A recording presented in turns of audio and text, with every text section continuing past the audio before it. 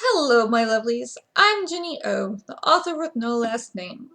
And today is Ginny O Talks, the part of the channel where I talk about creative things in the community. And today is Cocoa time with Ginny because I want to talk about urban fantasy.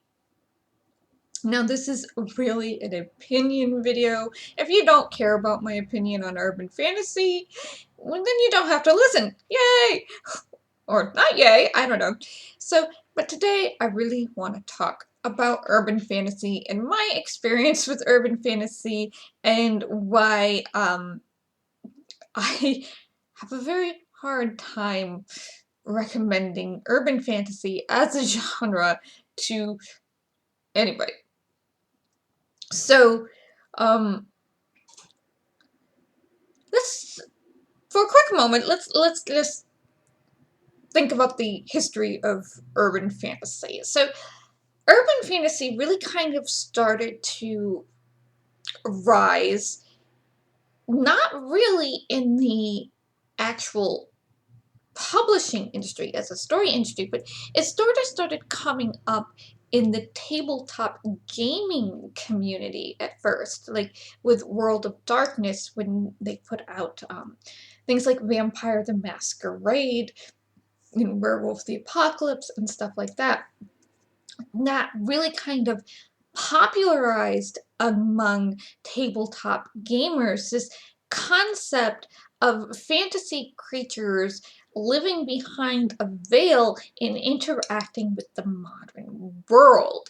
So there was very few type of urban fantasy books being published in the 80s and the 90s. Now, Mercedes Lackey was writing her Diane Tredegaard books.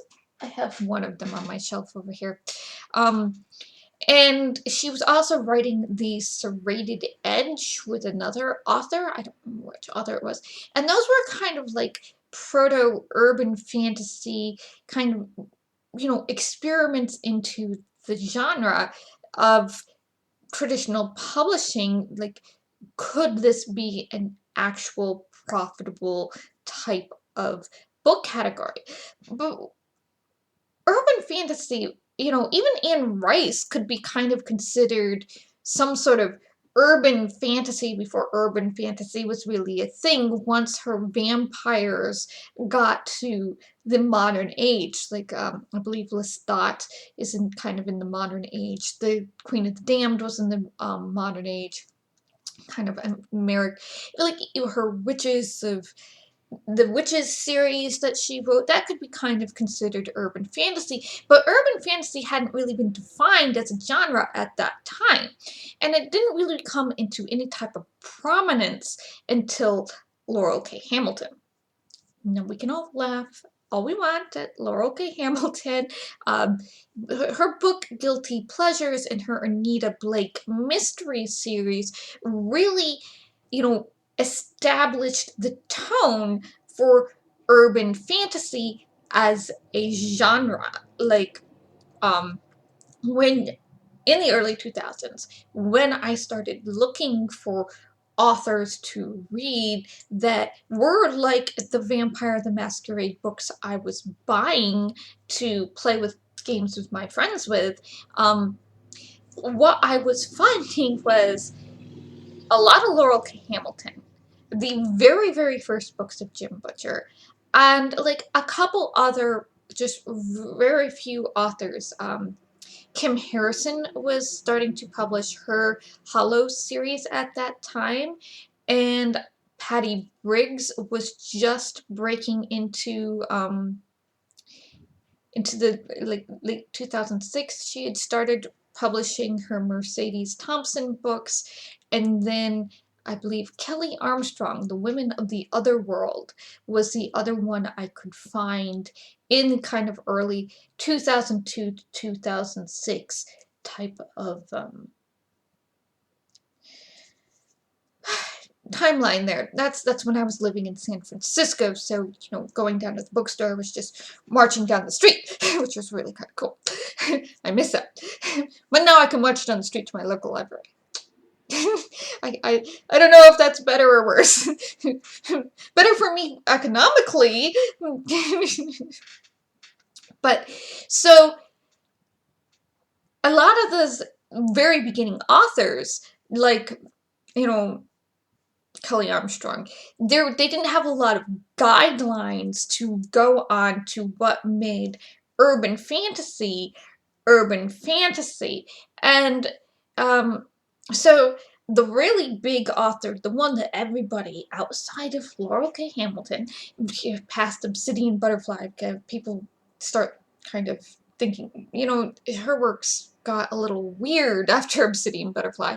Um, People started really viewing Jim Butcher, who used Laurel K. Hamilton as his kind of pitch to agents to this could be really popular, but they used him as kind of like this benchmark for urban fantasy.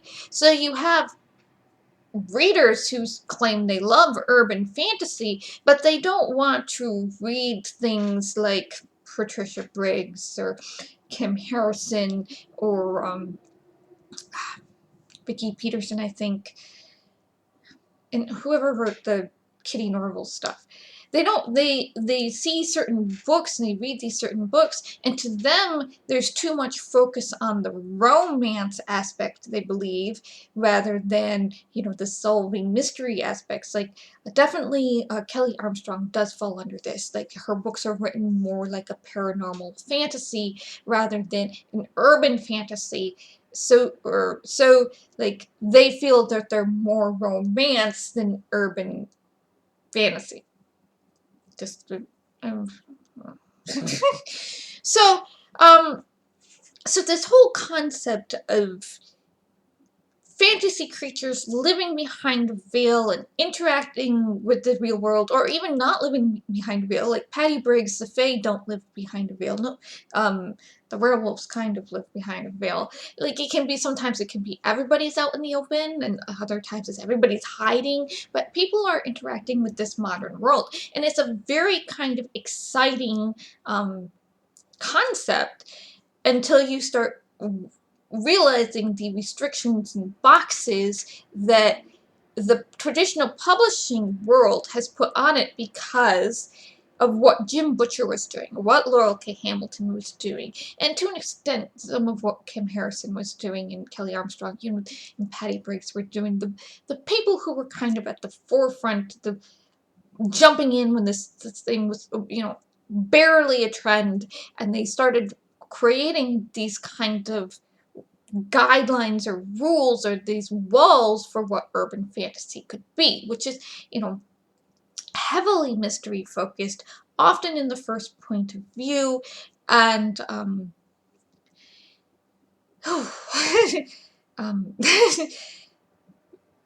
very, very difficult for me to recommend because there is often so much violence against women and so much sexual assault. And I even have sometimes a hard time recommending Jim Butcher's Dresden Files, because I have to explain, but you have to remember that this is a first-person point of view from a man, and sometimes his descriptions can be very uncomfortable. Like, it's not as bad as the men writing women Twitter, but it still can be very uncomfortable and, like, very objectifying women from a male point of view. And you have to sit there and hope that this is not Butcher putting himself into Dresden, or this is just a character that he's writing. But, I don't know him as a person, so I can't tell you.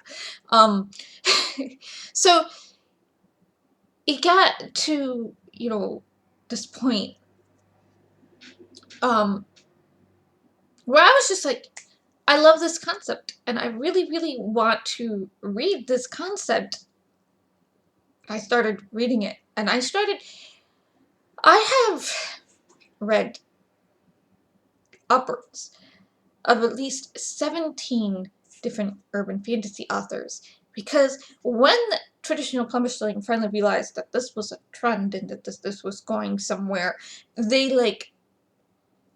went out to their agents and were like, the people that they worked with, this is how Patty Briggs got into it. She was a fantasy writer before she started writing urban fantasy, and the way Patty Briggs got into it is her agent came to her, and she was just like, her agent was like, so this urban fantasy thing, they're saying it's going to be really popular, maybe you should write it. So that's how she started writing her Mercy Thompson series, which I got quite a ways away in, and then I just read the concept for the next, I read the summary for the next book, and I said, I can't do this anymore. I'm, you know, at what point does your character get enough agency and skills that, you stop stripping her agency from her? That's one thing I've also noticed, like, in these long-running series.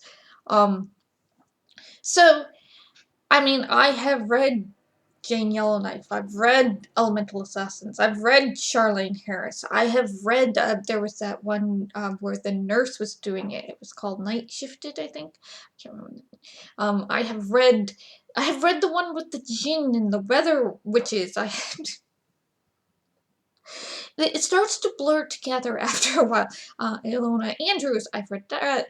And most of the time when I'm reading these books, I try to give them as much of a chance as possible. I mean, I've read Sean and McGuire, even, and so I'm reading them, and I'm getting second, third, fourth book, and just, sometimes it's even in the first book. Alona Andrews was the first book. Like, I got to the end of that, and I was going, this is so gratuitous and so unnecessary, and, the violence against women and the sexual assault, and I just,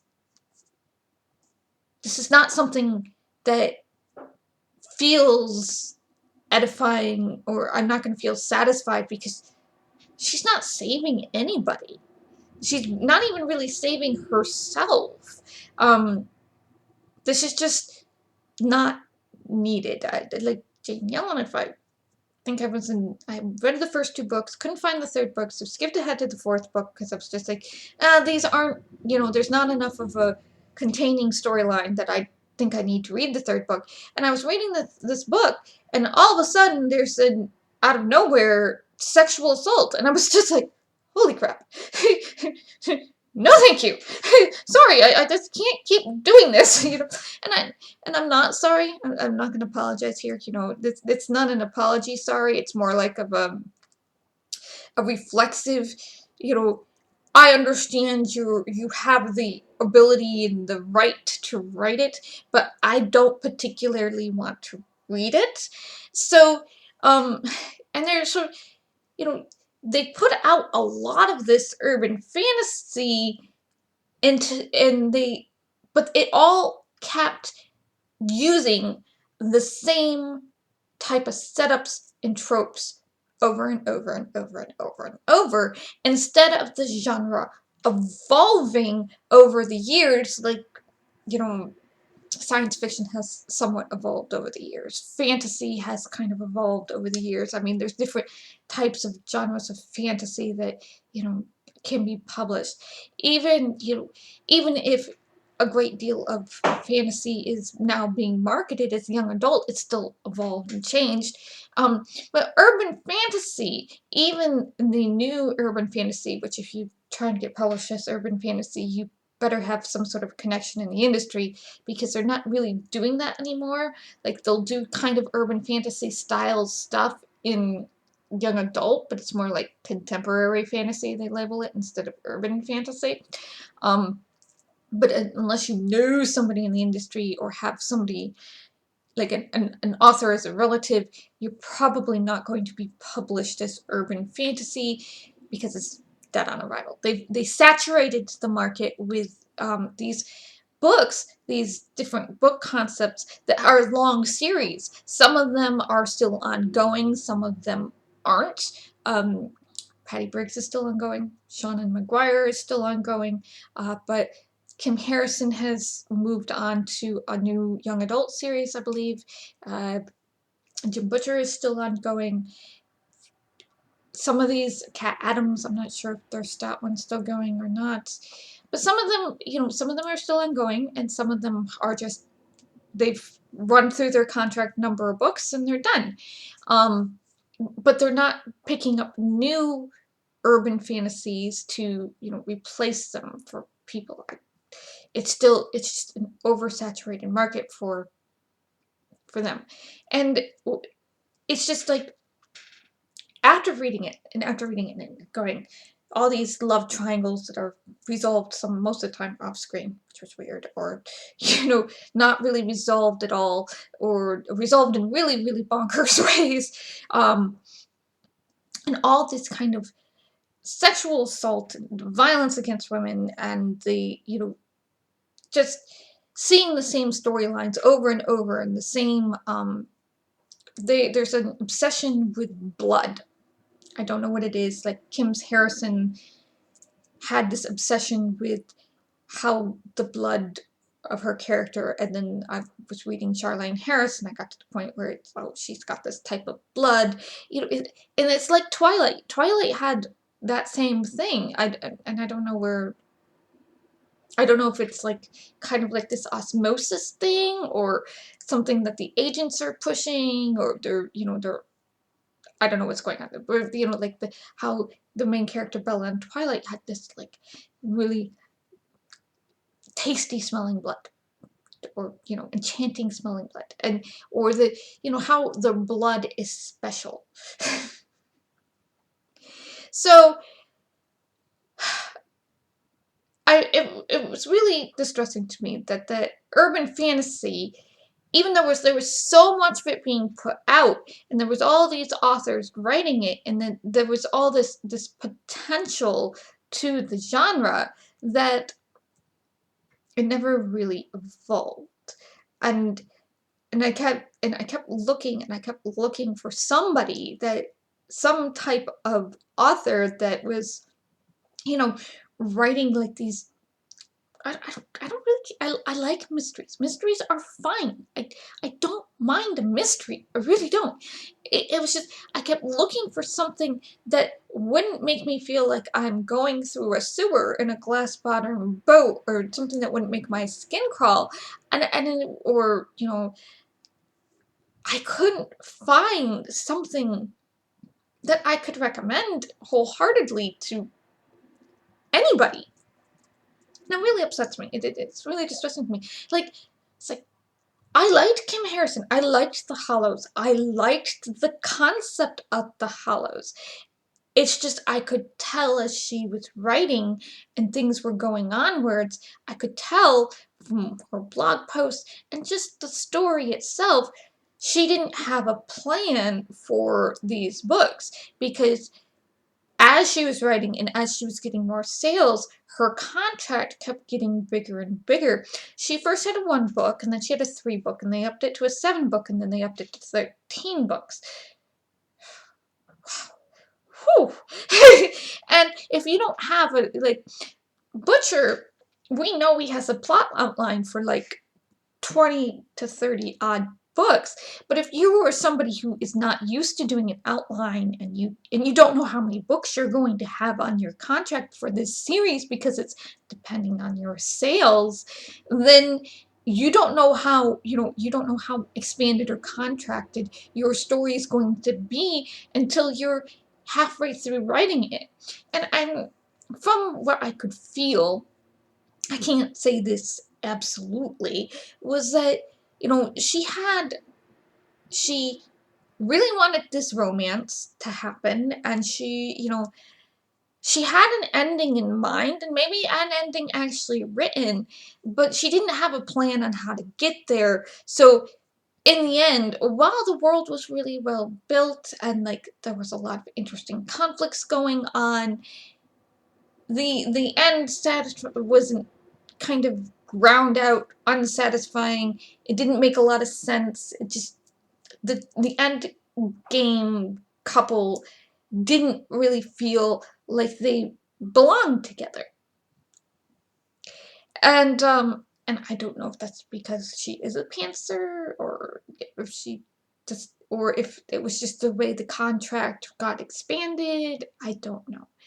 And I mean, it's like, I wish I could recommend Cat Adams. I wish I could recommend Eleanor Andrews. I wish I could recommend the Jane Yellowknife series. I could, or the, and you know, it either was things like, I would get this book and I would be like, oh great, it's about this person who's an assassin, and so we're gonna have fun stuff where she's assassinating people because she's the bad guy. Maybe she's the bad guy killing bad guys, worse guys. I don't know. I don't care. This is really exciting. She's got magical powers, and then within the first chapter, she's like, I'm trying to get out of this life, and because I want to run a barbecue joint. What? That's not exciting. That's not interesting. But somebody killed my mentor, so now I have to get back into it, and oh no, I have special powers. Well, no. I was looking for a book about an assassin with elemental power. This is not what I want. This is not what I wanted. Same with Cat Adams. That one was like really crazy. And Jane Yellowknife, like, I am a Native American cat shapeshifter that hunts vampires. But by the end of the first book, I'm going to be working for vampires. No, I want the Native American cat shapeshifter hunting the vampires. That's what you sold me on. Not what. So, so what happened?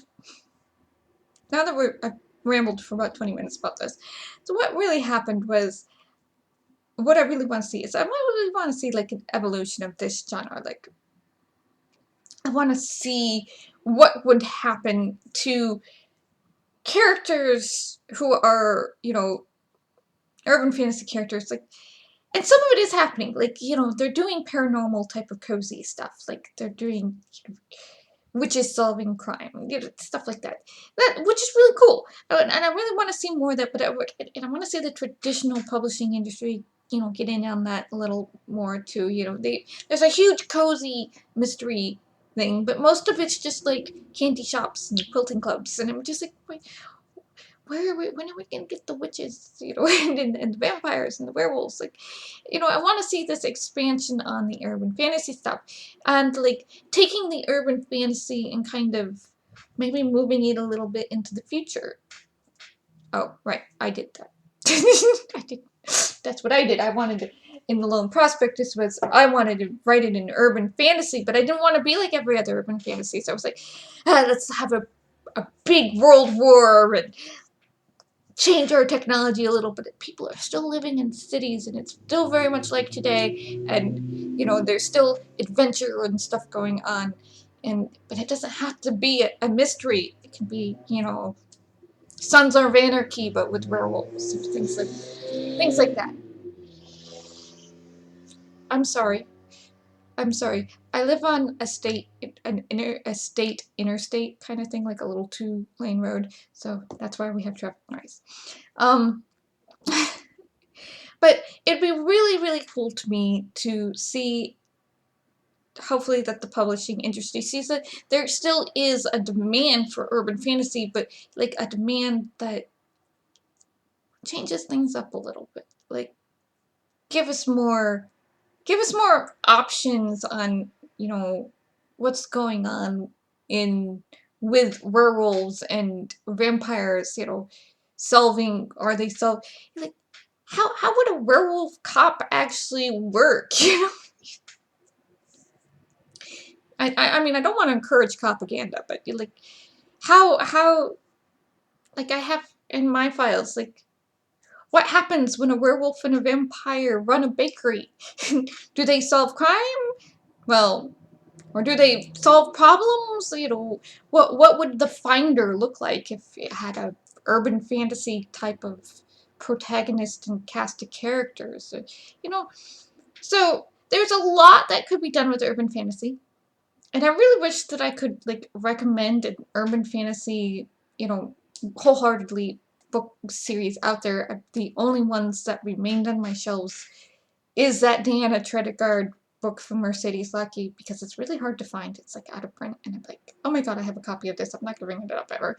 And I have Jim Butcher, but I have Jim Butcher because he keeps changing the stakes on me, and I'm like, okay, you're keeping my attention, you know. So, you know, but I can't even recommend that wholeheartedly anymore. Like, really great world building, but and I know he has a plan, but it's kind of like we're getting into that series conceit thing where this is editing.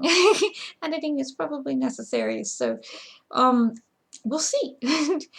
We'll see if by the end I can say this series was great or not. And it's a real big investment now to get into it because he's at what, book 18? It's like getting into Redwall. There's over 20 books. Are you sure you want to do that?